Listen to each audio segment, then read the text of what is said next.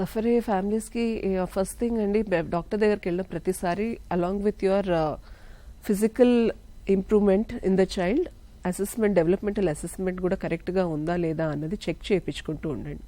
Timely intervention is the need of our. తర్వాత బాధపడడం కన్నా ఫస్టే మనం యాక్ట్ చేస్తే బెటర్ ఉంటుంది.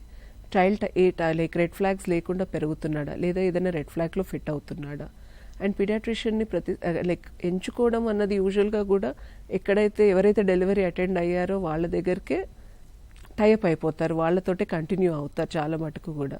అండ్ కంఫర్ట్ జోన్ వచ్చింది అంటే వాళ్ళు కరెక్ట్గా గైడ్ చేస్తున్నంత వరకు ఎటువంటి ప్రాబ్లం లేదు అక్కడ ఎక్కడో మిస్ అయ్యింది, డాక్టర్ లైక్ పీడియాట్రిషియన్ పిక్ చేయలేకపోయారు డ్యూ టు సమ్ రీజన్ అన్నప్పుడు ఒక సెకండ్ ఒపీనియన్ కోసం ఒక డెవలప్మెంటల్ పీడియాట్రిషియన్ని కానీ చైల్డ్ సైకాట్రిస్ట్ని కానీ కన్సల్ట్ అయితే బెటర్గా ఉంటుంది.